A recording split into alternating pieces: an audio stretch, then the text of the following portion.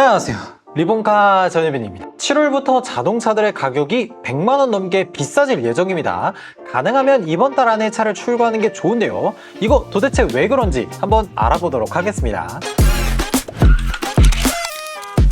결론부터 얘기를 하자면 올해 7월부터는 자동차 가격이 최대 143만원 정도 오르게 됩니다. 원래 한 7,500만원 정도였던 제네시스가 7,643만원이 되고요. 4,185만원이었던 그랜저는 4,250만원이 돼요. 그 이유가 개별 소비세 혜택이 종료되기 때문이에요. 우리나라 특히 이 자동차 세금이 꽤 높은 걸로 유명하긴 하죠. 이 자동차에 대한 세금은 크게 한 3가지 정도로 분류가 됩니다. 배기량에 따른 자동차세, 기본적으로 자동차에 포함되어 있는 개별 소비세, 교육세, 부가세가 있고요. 그리고 마지막으로 내가 이 차량을 등록할 때 나오는 취등록세, 이렇게 3가지가 있는데 오늘 볼 거는 기본적으로 자동차에 포함되어 있는 개별 소비세에 대한 겁니다. 자동차를 구입할 때 이 가격표를 보면 지금 개별 소비세 3.5% 적용 가격이 있고 그렇지 않은 가격이 있잖아요. 이 개별 소비세 혜택이 종료가 되면 개별 소비세뿐만 아니라 교육세, 부가가치세 이렇게 총 3가지의 세금이 모두 다 올라가기 때문에 가격 차이가 꽤 크게 나는 거예요. 일단 이 개별 소비세에 대해서 좀 얘기를 해보자면 과거 이 부가가치세가 도입되던 때에 누구나 물건을 구입하면 10%의 부가가치세, 세금을 냈잖아요. 그런데 부자들이나 가난한 사람들이나 똑같이 10%의 세금을 부과하면 가난한 사람들에게는 이 10%가 굉장히 크게 느껴지겠죠. 이거를 조금 어려운 말로 하면 이 조세 부담의 역진성이라고 하는데 요거는 몰라도 됩니다.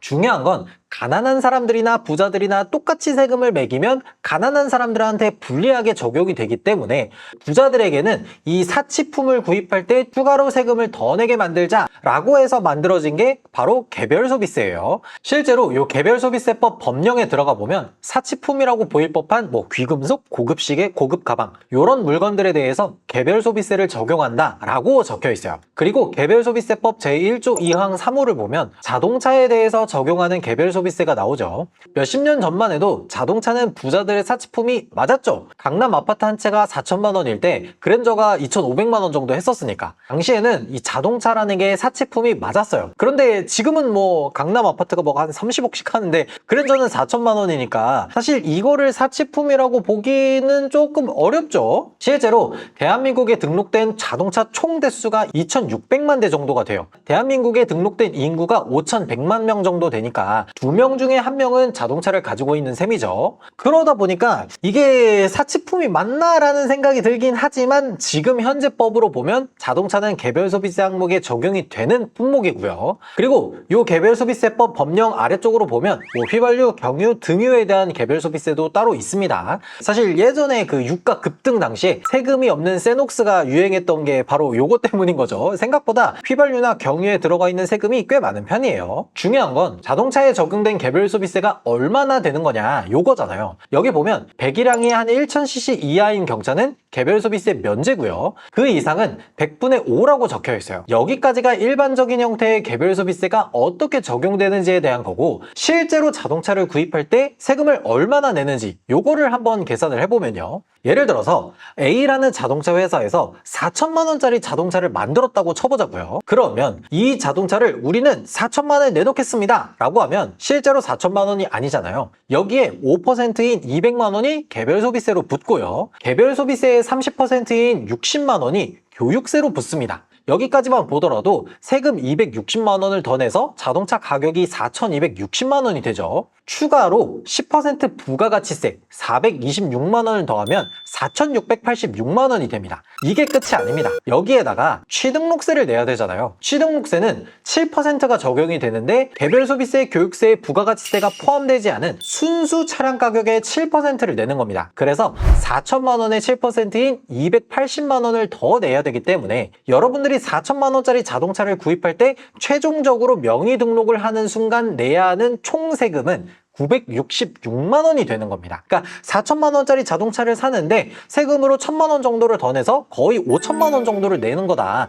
이렇게 보니까 확실히 자동차에 적용되어 있는 이 세금이 조금 크게 체감되긴 하네요. 그런데 지금 현재는 개별소비세가 3.5%로 적용이 돼 있다는 거잖아요. 개별소비세가 3.5%로 적용돼 있는 이유는 명확합니다. 개별소비세법 제1조 7항에 보면 이렇게 나와 있어요. 국민 경제의 효율적 운영을 위하여 경기 조절, 가격 안정, 수급 조정에 필요한 경우와 유가 변동에 따른 지원 사업의 재원 조달에 필요한 경우 그 세율의 100분의 30의 범위 내에서 대통령령으로 조정할 수 있다라고 돼 있습니다. 그러니까 경기 침체로 인해서 차가 좀 덜 팔린다 싶으면 이 대통령령으로 일시적인 탄력 세율을 적용하는 거죠. 지금 현재만 적용됐었던 법은 아니고 예전에 뭐 코로나가 창궐했을 때도 3.5% 적용이 됐었고 지금 현재는 2025년부터 올해 6월 30일까지 딱 1년 반 정도 적용이 되는 거예요. 이렇게 3.5%의 개별 소비세를 적용하게 되면 4천만 원짜리 자동차의 세금이 개별 소비세 140만 원, 교육세 42만 원, 부가가치세 418만 원까지 하면 자동차 가격이 4,600만 원이 됩니다.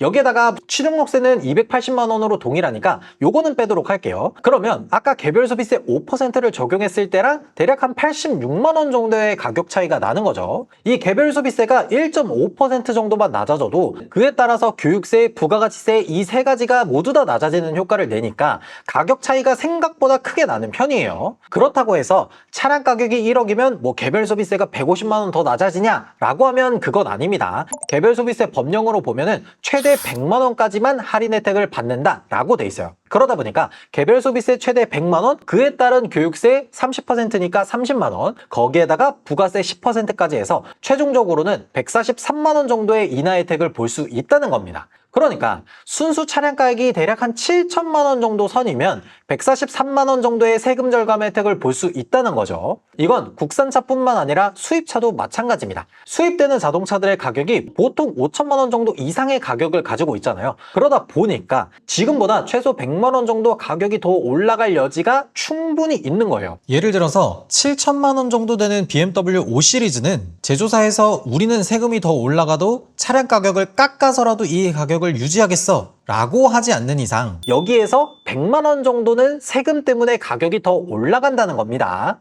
여기까지 보면 이런 말씀하시는 분들도 계실 거예요. 개별 소비세 그거 맨날 종료한다고 하면서 마지막에 연장하는 거 모르냐? 라고 하시는 분들도 계실 텐데 이번에는 다릅니다. 이거는 작년 12월 26일에 나온 정책 브리핑인데 개별 소비세 탄력세율 적용 6개월 연장 후 종료하겠다라고 못을 박았어요. 최근에 경기가 좀 안 좋아지면 이걸 연장할 수 있는 가능성이 어느 정도 보이기라도 할 텐데 지금 뭐 반도체, 자동차 수출, 코스피도 막 8,600, 8,700 이러고 GDP 성장률도 3%대를 찍었어요.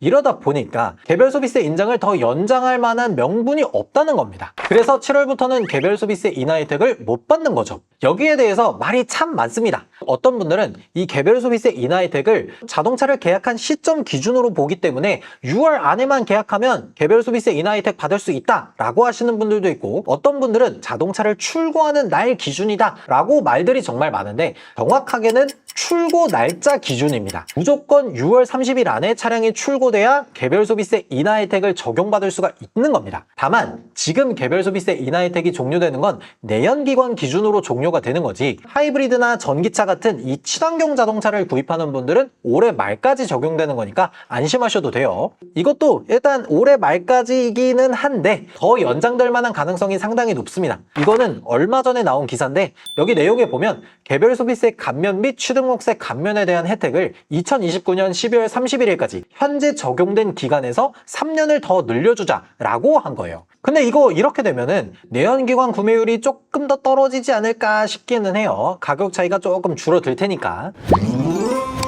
이렇게 자동차에 대한 개별 소비세에 대해서 쭉 이야기를 해봤는데요. 자동차가 이렇게나 대중화된 상황에서 이 사치성 소비를 제한하는 목적으로 나온 개별 소비세가 아직도 자동차에 적용돼 있다는 게 올바른 세법 적용인가? 요거에 대해서는 조금 더 생각해 볼 만한 여지가 있지 않나 싶습니다. 여튼 개별 소비세가 6월 30일부로 종료가 되잖아요. 그래서 가능하다면 6월 30일 내에 자동차를 출고하시는 게 단 100만 원이라도 더 아낄 수 있으니까 취소차나 재고차 같은 걸 좀 빠르게 잡아보시는 게 좋지 않을까 싶습니다. 지금까지 저는 리본카 전유빈이었습니다.